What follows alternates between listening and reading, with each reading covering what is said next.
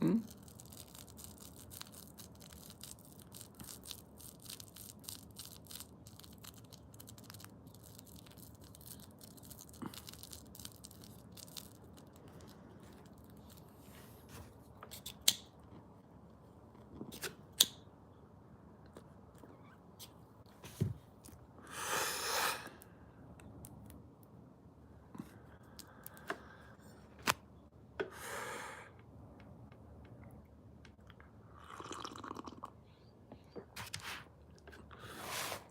China. China.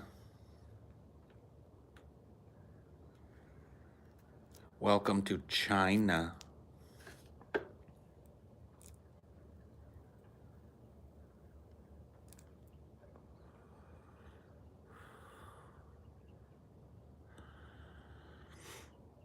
I may do it, Jay. Thank you. What does it take? What makes a man? Mr. Lebowski? Dude. What? I don't know, sir.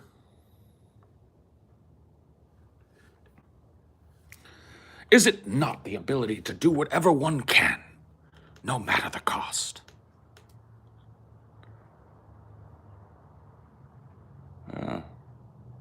That and a pair of testicles.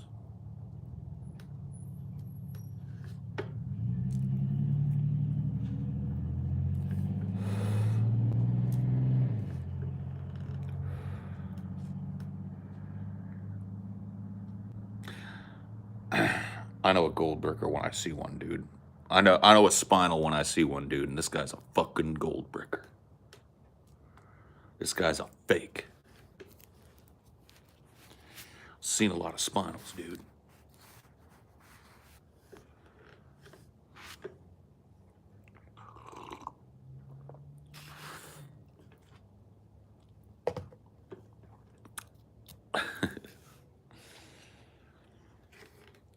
Oof.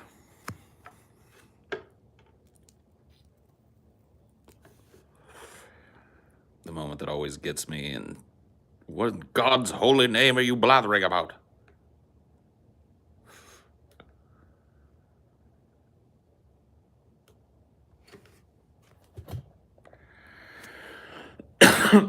I don't really think The Big Lebowski is a stoner film. I think in order for a movie to be a stoner film, it has to center around the smoking of weed. It can't just have a stoner in it. Because then you would say, like, oh, well, fucking True Romance is a stoner film. Because it's got Brad Pitt's character in it who's smoking weed the whole time, you know? Like, no, it takes a little more than that.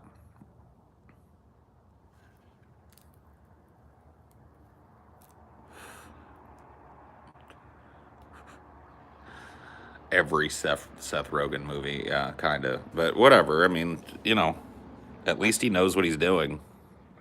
At least he knows what he's up to with his weed movies. Yeah, Pineapple Express is up there. I mean, you got to look at the classics too when it comes to stoner movies. You got to look at Up in Smoke, right? That's a great movie. I don't care what anybody says. Up in Smoke is good stuff. Friday is a stoner movie. There's some alcoholic movies like Leaving Las Vegas. It's probably the most alcoholic movie. Fucking what you call it? The Hangover.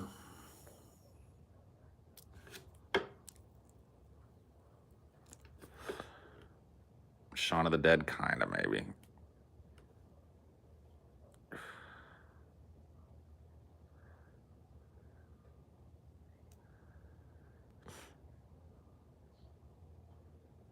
Dude, I love Patton. I don't care what wing of politics it's from.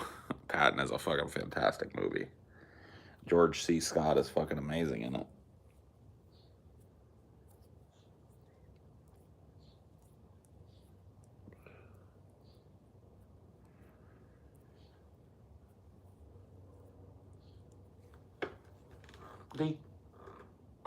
You watching my back, homie? You sitting right behind me, making sure nobody sneaks, making sure I don't get snooked. I appreciate it, bud. Thank you.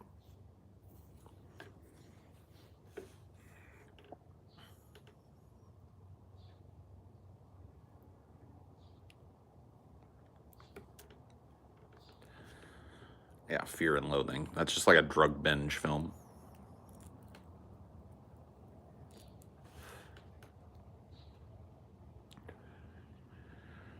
Can't really call that one a stoner movie. I think the only time they smoke weed is to come down a little bit from the crazy shit that they're on in that movie.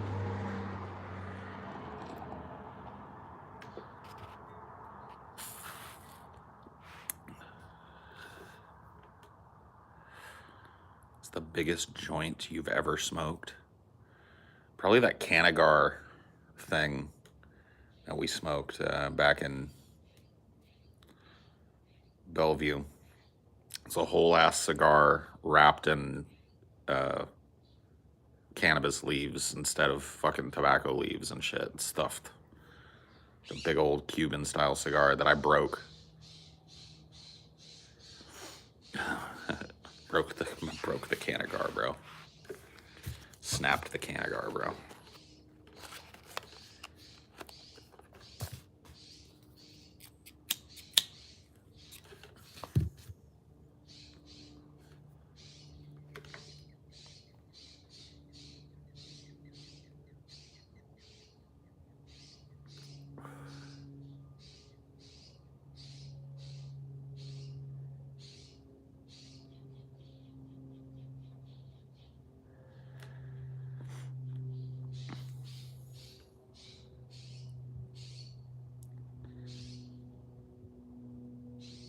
Man, he's got a whole ass thing. He's talking all kinds of shit. Did you hear that? That bird is talking all kinds of shit.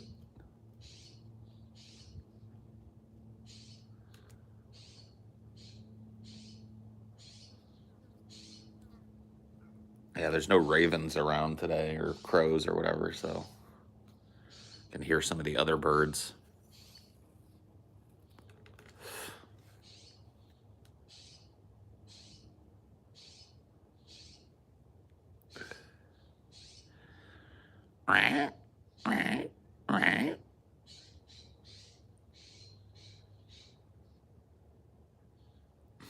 Are you interested in ornithology? I really like birds. I've always thought that bird watching would be a pretty chill habit, but I've never gotten into it. Like, I think it'd be a pretty chill little, like, pastime or whatever. It's like trying to catalog all the different birds and stuff that live in your area. Favorite bird movie? Beetlejuice, dude. Beetlejuice is about a man who buys a country home and just wants to have some peace and quiet, but is haunted by not only ghosts, but his horrible, hideous, selfish family.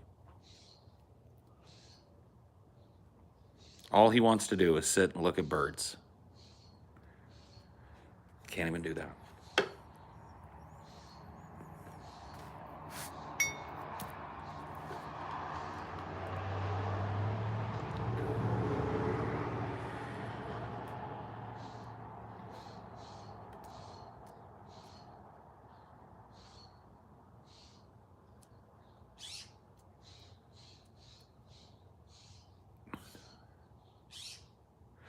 Sandworms.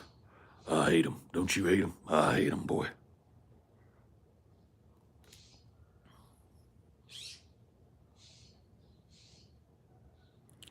That's the plot of Beetlejuice, dude. If you actually think about it, that is the plot of Beetlejuice. It's about a man who wants simplicity. He wants quiet. He's gained a measure of success for his family, despite the fact that he has a very selfish, withdrawn, obstinate daughter and a very, very selfish, crazy, narcissistic wife. And all he wants is some peace and quiet where he can look out a fucking window and see a tree and see a bird every once in a while. And the people around him prevent him from gaining that peace. The ghosts around him prevent him from having that peace.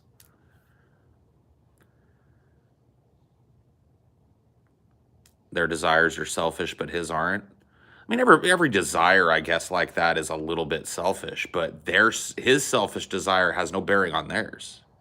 Theirs all come to bear on his.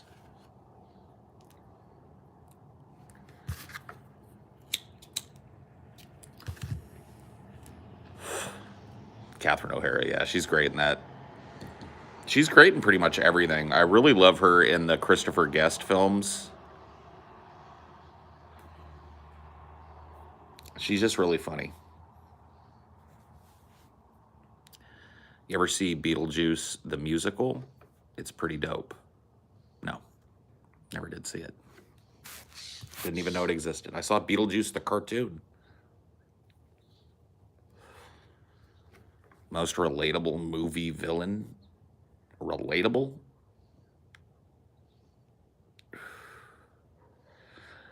I don't know if he's the most relatable, but dude, the Vulture in Spider-Man Homecoming.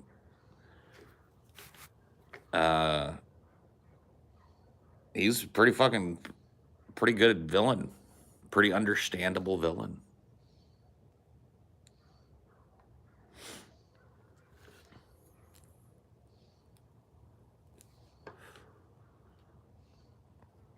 I don't know. Oh yeah, Michael Keaton.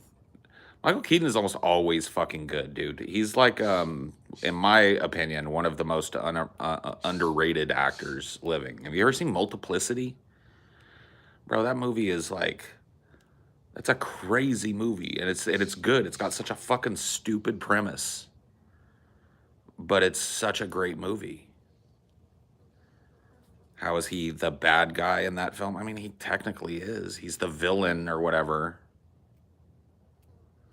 You've seen Beetlejuice, the porn? I'm a ghost the most, babe. I bet you are. All right.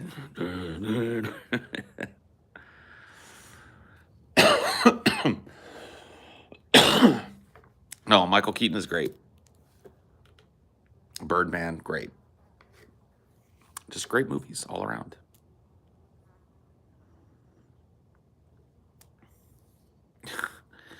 A Friday the 13th musical where Jason has the voice of an angle. An angle, dude. Here at Crystal Lake, sitting all alone, waiting for the children to come invade my home.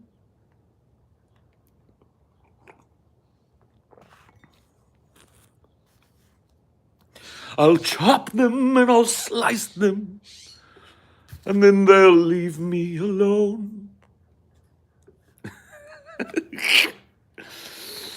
You could do it, dude. You could do it. It could work. I've convinced myself just now that it could work. You know, it needs a talented person that's not just aping somewhere that's green like I do for every musical song that I make up, but I think it could be done.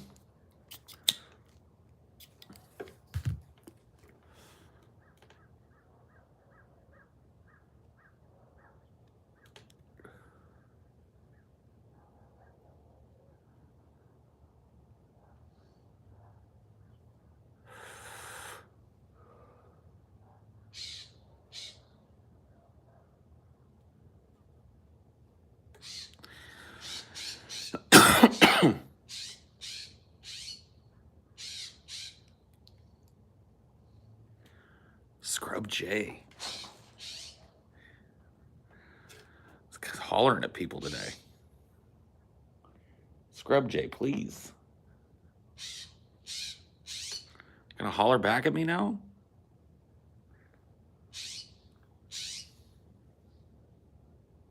I think I just got told off by a Scrub J.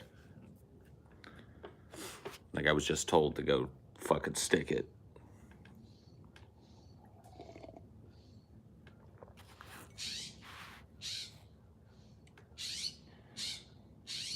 that what I was supposed to take from that, Mr. Scrub J? Stick it in my ass?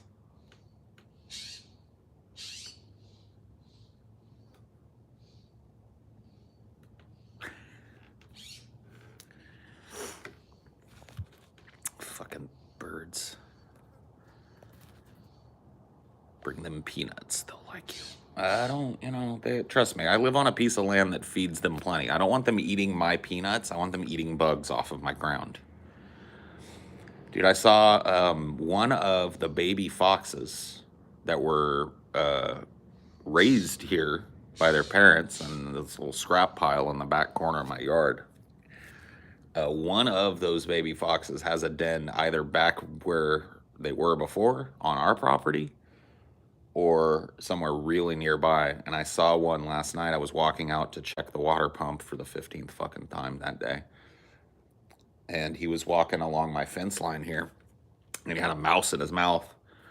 And I was like, man, this is like, this area, especially like now, maybe not in the future when it's just like every patch of land like this, because I have a feeling the people that own this place are going to take advantage of the fact that this lot is actually 2 lots.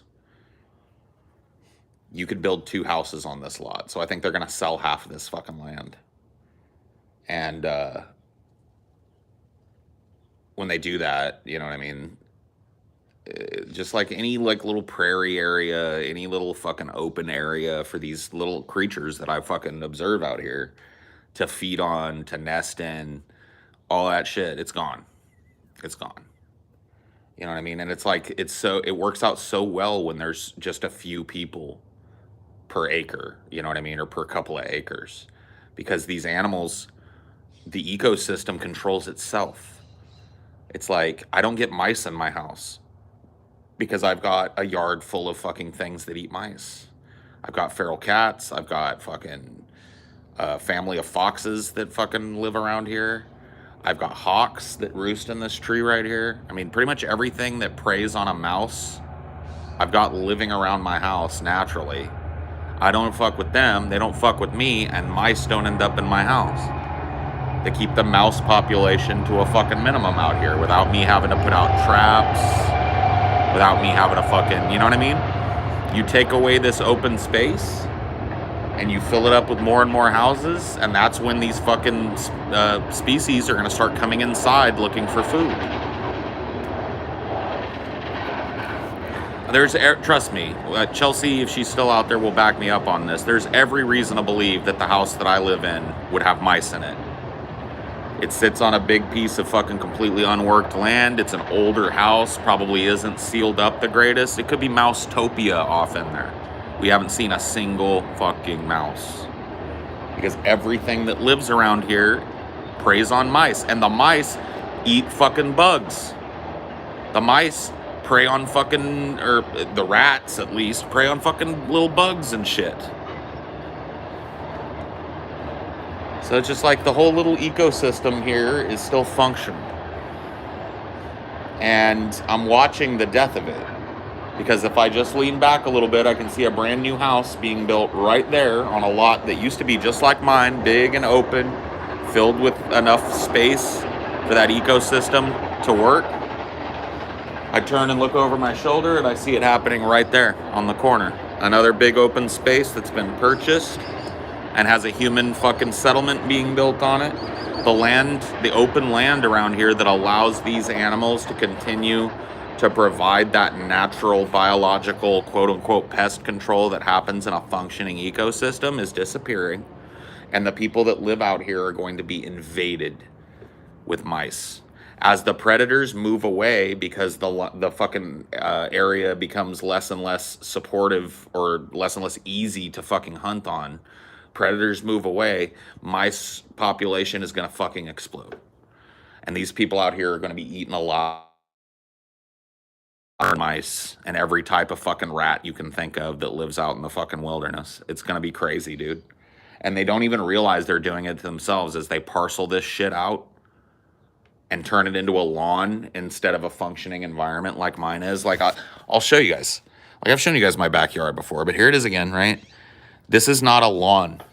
This is never, well, maybe at some point it was a lawn, but this is no longer a lawn. This looks exactly like the untilled field that's right across the street from my property. It's indistinguishable, except for the dinosaur shit. You know what I mean? There's less dinosaur poop over there, I guess. But other than that, that's what my yard is. And I'm the only person in this area that has a yard like that. Everybody else has functionally destroyed this by sodding it and putting their fucking lame looking little Bermuda grass lawn over it. And that's what happens. Dude, a fucking mouse can't live in that. Fucking the insects that mice and rats and shit feed on can't live in that. Therefore, they're, you know what I mean? You've just functionally taken that shit.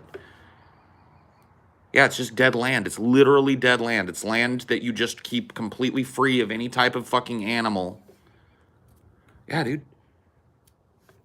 I'm the only lot in this area that's like this. I mean, you can see, dude, look. If I fucking raise my camera up just a little bit, there's a green lawn right there. Every fucking house around me, every house has a giant green lawn. And so slowly but surely as these houses are built, I can guarantee you that this open lot that's right behind me will be covered in some fucking gaudy looking ridiculous Bermuda grass lawn that this motherfucker can't even afford to water eventually because the water table has dropped so fucking goddamn low. Doesn't matter though. California's in the midst of a drought. Let's build more fucking giant lawns. You know what I mean? And that's what's happening to this area. This area, like, I'm glad I got to live here for a year because it was really cool. And I bet for the last 30 years, when this has been even more sparsely populated, this house here was built in the 70s. So 50 years ago, I bet it was beautiful out here. Beautiful. But I'm just watching it be parceled out and destroyed by people that don't understand what they're doing. And when the last little bits of fucking usable land just disappear from this area, these people will be overrun with cockroaches and mice. It'll be a full-time fucking job, like 3 or 4 different extermination companies out here. Because they don't realize, like, people don't bother to look up. They're too busy looking down to trim their Bermuda grass to notice that there's a fucking mated pair of red-tailed hawks that live right here. There's a whole fucking family of foxes that live around here. That's the reason why you don't have an out-of-control mouse population. That's the reason why you don't have mouse traps and mouse poison all over your fucking house. Maybe a lot of these people do. I wonder about that. I wonder if these Bermuda grass lawn people who have functionally destroyed an entire little prairie area so that they can have a green grass lawn in the midst of a fucking drought. I wonder if they have mice problems in their house and shit. I've never seen one.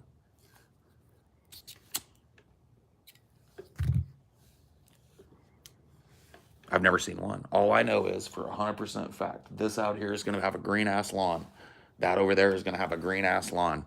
That's another 2-3 acres worth of fucking land that used to exist around this property, gone.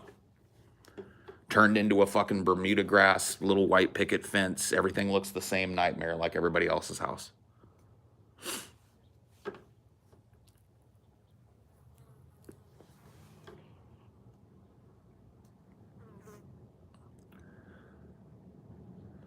And it's going to go apeshit out here.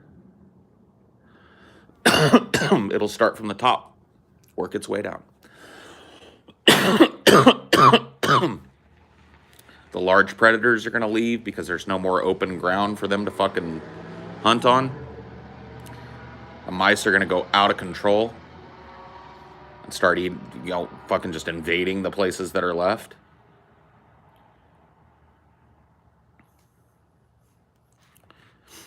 Wouldn't they raise the price of water per gallon? Wouldn't that incentivize people to conserve water? No. What they need to do is pass a statewide mandate in California right now that if you've got a green lawn, you're fined $5,000 a day. That would end it. And that would absolutely conserve water in this drought, probably better than any measure. Statewide mandate. We're in the middle of a fucking goddamn drought. We got 2% snowpack in the mountains that melted down this fucking summer.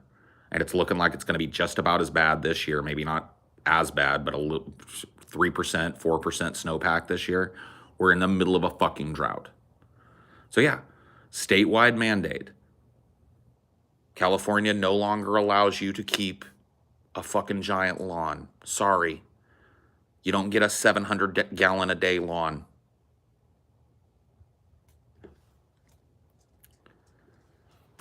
Sorry to inconvenience you. $5,000 a day if you're caught fucking wasting water.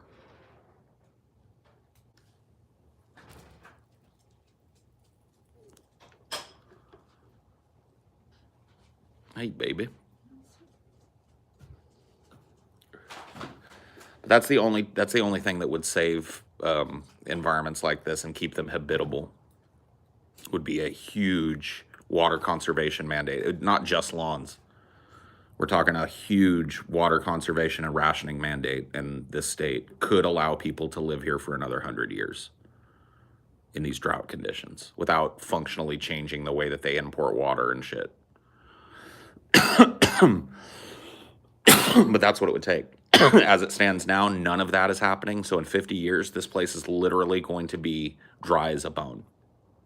Dry as an old fucking bone. What are you going to do with like 23 million people, I think, live in California? Yeah. I think it's like closer to 25 now.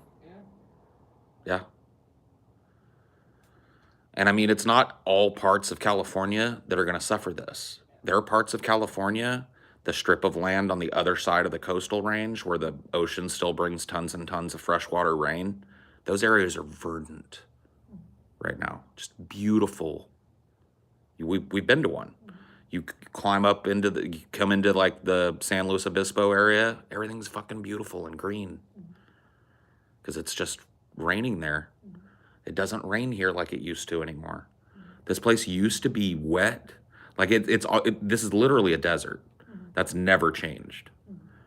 But this place used to be, in the summertime, you would get these summer squalls. And in the wintertime, the Sierras would be caked in snow. And that fed the water sources here. And that stopped, I don't know, 10, 15 years ago here. Functionally.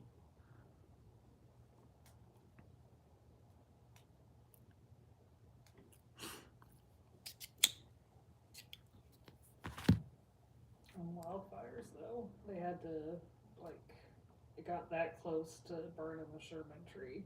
That close.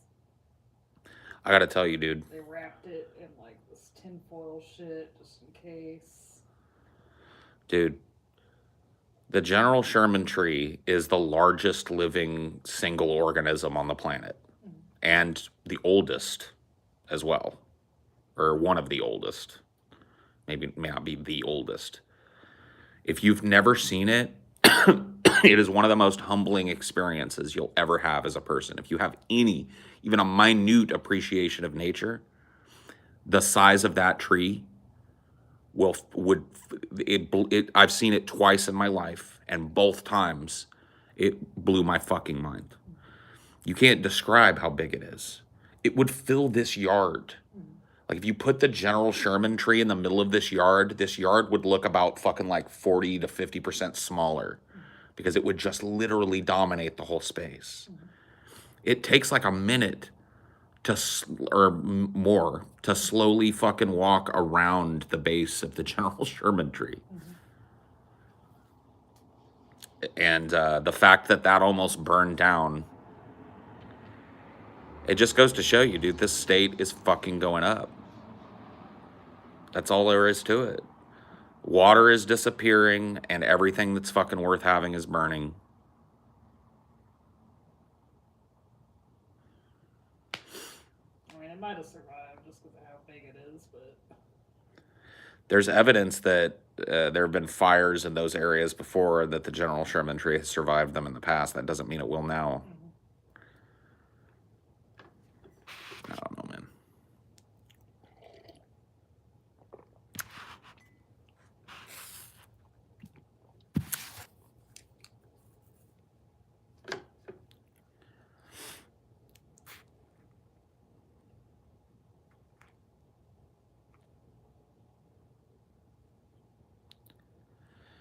Yeah, dude. I mean, I don't know if that'll be an option for you, but if it doesn't burn and you ever get the chance to see it, you're ever in California, I'd recommend trying to see it. Like, there's never been a point where we've lived here where that area wasn't under threat of wildfire and shit. Yeah. And you couple that with COVID restrictions and shit, and I wanted to take Amelia to the Redwood National Forest and shit, but that shit has been fucking burning around the edges for who knows how long. They've got it closed down. Same thing with Yosemite. They've just recently reopened Yosemite in the middle of a giant Delta outbreak. It was closed because there were so many fucking fires, and they didn't want to deal with other people starting stupid ass fires. It's just too dry here. Everything that requires that fucking water that accumulates in the Sierra Nevadas is dying. And the means by which human beings turned this functional prairie desert into the breadbasket of the United States is disappearing. It's all but gone. And that's something that the entirety of the United States needs to consider. When it becomes functionally impossible for this area to produce crops, which it will, it's happening, where are we going to get our food from? I gotta start planting, or fucking getting farms ready in Yep. other states now. And one thing that they could do to preserve how long we could do it here is start passing some mandates on farmers. Number one, end all federal mandates, or end all federal, what do they call it? Subsidies for farmers to leave their crops to rot. Yeah. Bring those crops to market now, or stop farming those fields. Yeah. Because having a whole fucking field filled with citrus trees, you know how much water that fucking sucks up every year? Yep. So federal mandate, and then they need to just mandate some of the things that farmers can grow here. Yeah. They grow tons of almonds here. Almonds are one of the thirstiest fucking crops, dude. And alfalfa too. Alfalfa. Dude, they need to ban some of these crops and go with water neutral crops. Crops that don't drink as much, because I'm just telling you. And the animal farming too. We can move that shit elsewhere. We don't need big giant cow herds out in California and shit. What, in your opinion, is an example of nature showing off on how cool it is? I've never seen it, but the aurora is something that I would always love to see. To me, that's like nature going like, dude, I'm way fucking more important and amazing than you would ever think that I am. There are things going on that so don't involve you or anything on your measly little planet. You know? We need to move our fruit production operations places like Florida, Louisiana, Southern Mississippi, and Alabama. Yeah, I don't even know. You really need to look into how functionally necessary the San Joaquin Valley of California is. It's part of California. I'm in it now. That most people like don't even really consider.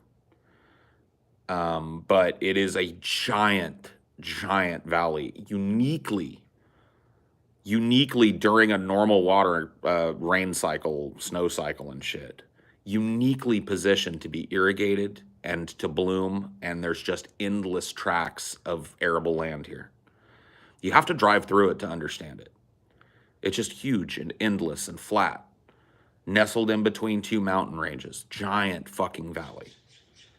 And it supports a profound amount of U.S. produce comes from here.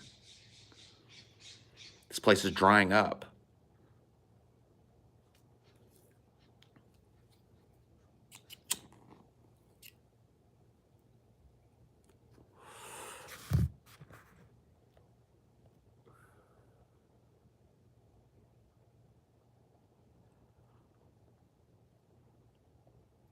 Oh yeah, build more dams.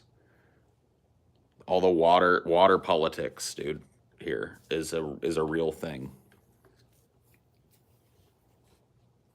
Get back over there. Get off my neck. Get to the back of my neck at least. Yep. So if California wanted to preserve its ability to grow certain crops for a long-term period of time, those are the things, in my opinion, that would need to be done. End farmer subsidies to spend all of the water and labor to grow something and then pay them to keep that food off the market. Either grow something that's going to the market or leave that land open. If you're going to subsidize those farmers, subsidize them to uproot all of the fucking orange trees and allow that to return to the original prairie state that it was in, and plant normal fucking Central Valley trees and live oak and shit in it, and let it return to fucking nature, and pay the fucking guy that owns it to keep it as a nature preserve or something. That would be one thing that needs to happen. Stop these fucking farmers from growing groves and groves of shit that just goes to rot. Number two, move all cattle, livestock production out of the Central Valley. You are no longer allowed to fucking farm cattle here. You're no longer allowed to farm fucking pigs here. It just doesn't make sense. In a place that's literally reverting back to a desert, it's literally desertifying. You're doing one of the most thirsty fucking farming activities possible. You talk about water waste, cattle operations probably take the taco, okay? Those got to go. Move those fucking operations inland to places that aren't drying the fuck out, all right? And replace those operations with land that turns out either returns back to nature or turns out relatively fucking water neutral crops. All that shit has to happen. Ban the growing of certain crops in this valley. So once again, almonds. What the fuck, bro? Drinking up, you got an almond farm and a fucking cabbage farm right next to each other. One of them is functionally drinking like 10 times the water of the other, and it makes no sense for almonds of all fucking things. Move that shit somewhere where there's fucking water. Yeah.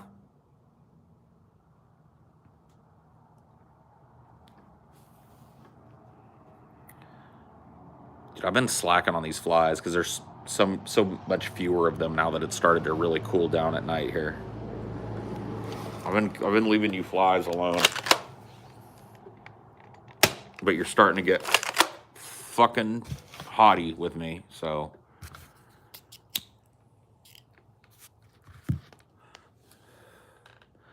How about pipes moving rainwater from Oregon and Washington to drought-ridden California? You don't have any idea the scale of that operation, bro. Water is one of the heaviest fucking natural elements to move.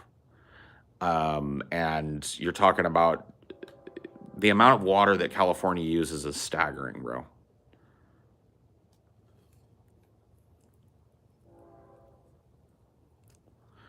It would be a staggering multi-state, international probably project to move that much fucking water to the Central Valley. And even then, I don't even know if it's functionally possible. Just the pump power alone to move that much shit.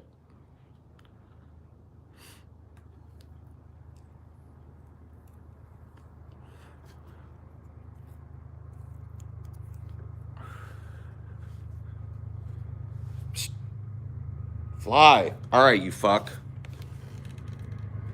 You want to get some? Let's get some. Land on my fucking head, bro. There's nothing up there to eat. Land over here on the table and I'm gonna kill your ass. Where you at, fly? Over there on my arm? Okay, all right. I see you. But you're dumb. Oh, my hand now. Okay, all right. Land, you piece of shit.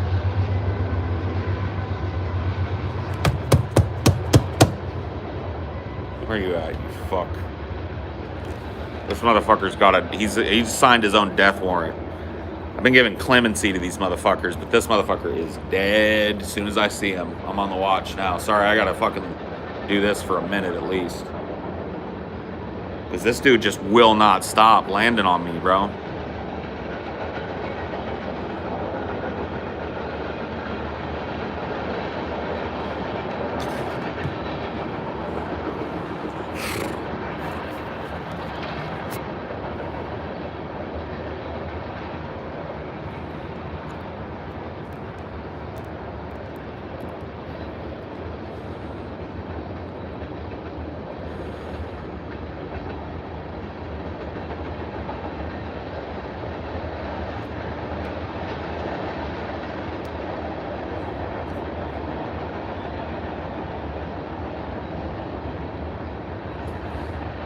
I don't know, man.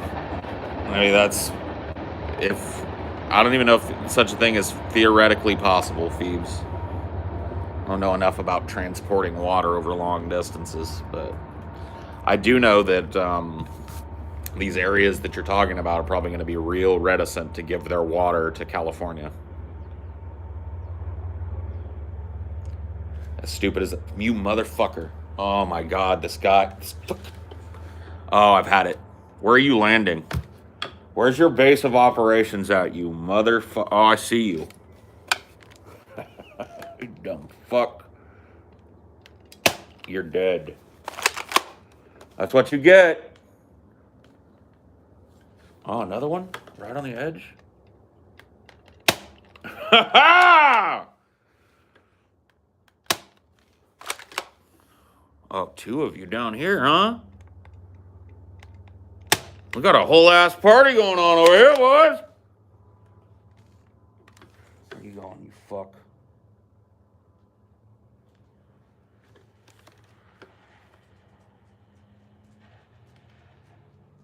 I only wish there was a spider here for me to feed all this shit to. That's 3 down. Something tells me I'll be getting pestered a lot less. There is one more. Oh, there he is. Nope, missed him. Right on my foot. Oh, there he is. Fuck you.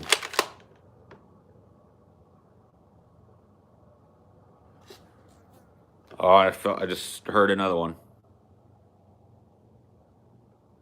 No, dude, there's no survivors today. They were being fucking ridiculous. Every second, one of them walking on my fucking arm like it's something like they can't even eat. It's not even like they're just doing it to antagonize. If they're like if it was a mosquito, I would understand.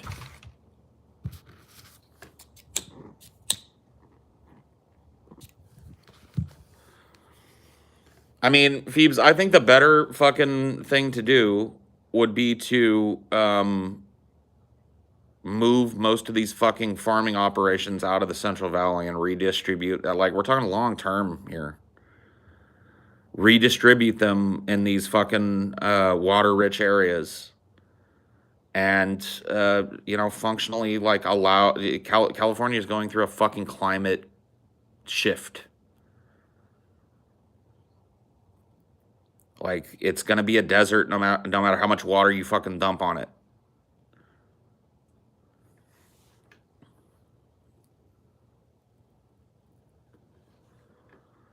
So I would say it's about time for us to start thinking realistically about the fate of California.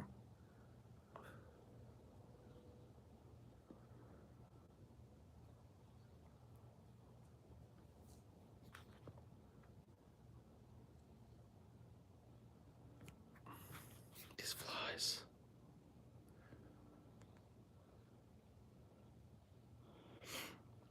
Dude, I went on a killing spree. I killed like 4 of these fucks in like 20 seconds. I was being fucking nice, but they had to do it. They had to keep doing it. Had to keep it up.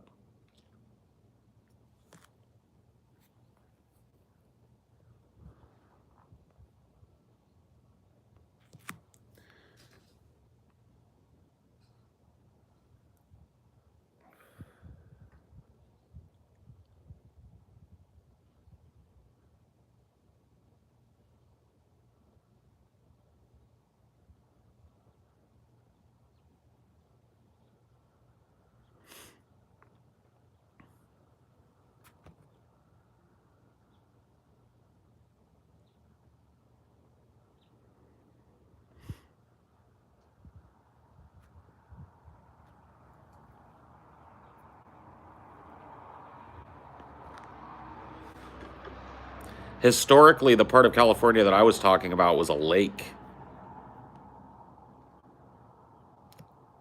So there's that. Americans will never choose to subsidize California farmers to move out to places they can actually. Well, no, and California farmers will never give up their fucking property rights out here, and they'd have to do that. They'd have to fucking functionally give that up and allow that to return to back to prairie and shit. We're talking about actually like if there was a mind to preserve California. and to start healing some of the harm that was done to California. Functionally, at the end of the day, less people, more wild fucking areas is what's needed. It's part of what's needed because it's just a massive amount of water is being sucked up out of this place by people and people related activities. There's no way these giant fucking multimillionaire farmers are going to give up their farming rights. There's no way they're going to give up their fucking land rights. And they'd have to do that in order to be granted land somewhere else. You know what I mean? There'd have to be some kind of exchange. Californians, I think that Californians are like most people in the United States. They know that climate change is happening. And I think Central California's people especially, people that have been here a number of years, know for a fucking absolute fact that climate change is well on its way. It's not just happening, it's been happening. But they just ignore it. They think it's a temporary thing. I think that's what people, I think it's like a variation of the magic machine thing. And I think that's everywhere. California is dealing with its own cross to bear here. Louisiana is another place that people are fucking fleeing it. People are fleeing Louisiana because it's fucking getting engulfed by hurricanes 8 times a year, and you know what I mean? Or more. So there's a lot of places in the United States. I mean, think about the Pacific Northwest. They've been sitting up there in a functional fucking paradise for who knows how long. When I lived there, it was like, dude, if it got over 78 degrees or something, it was a hot day. It's just like paradise over there. They had like fucking 2,500 plus days this summer. Like a solid month of being in the hundreds. It was like being here. That place is turning into this place. See? So people are starting to realize, man.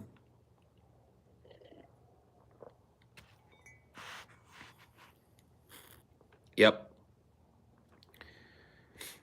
There's this kind of, there's a bunch of hypocrisies that goes into kind of like passive climate denialism.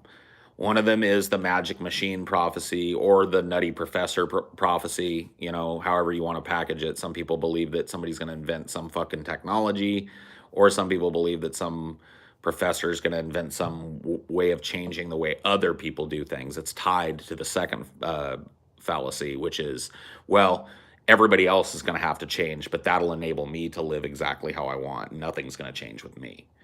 And it's just like everybody has that mentality, which is why fucking recycling is such a joke, which is why like any fucking initiative to preserve water in California is a fucking joke, because everybody around in California, no matter where they're living is for that type of shit. Oh yeah, save California, man. But they don't want to be subject to it. Save California, but let me keep pouring 700 fucking gallons of water every fucking week onto my Bermuda grass acre. It's like, what?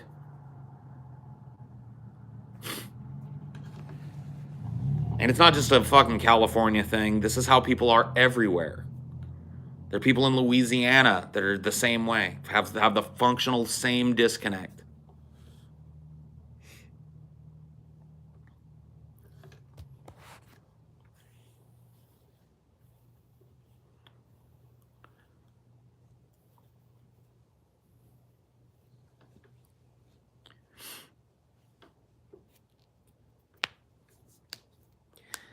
And it's all about a mindset, dude.